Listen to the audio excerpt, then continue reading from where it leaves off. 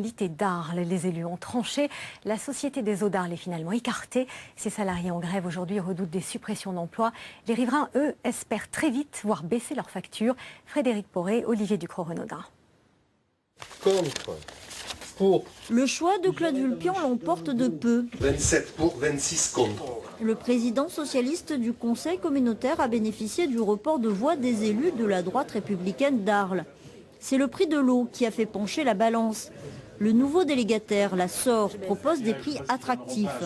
Nous considérons que d'avoir fait gagner 3 millions d'euros aux Arlésiens, c'est la première des choses. La deuxième des choses, c'était important que le personnel qui était chez la SEA soit repris, ou du moins qu'il n'y a personne qui reste sur le carreau. Après, c'est individuellement à voir chacun comment il s'arrange avec le repreneur.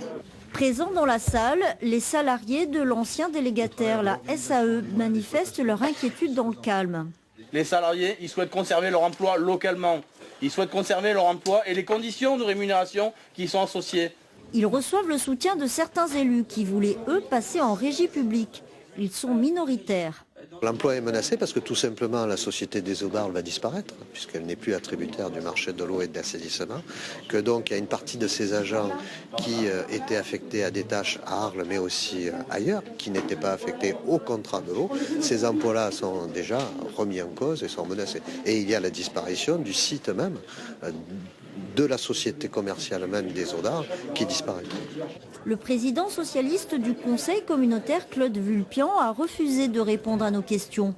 Mais devant l'Assemblée, il a pris des engagements concernant les 90 emplois concernés par le changement de délégataire.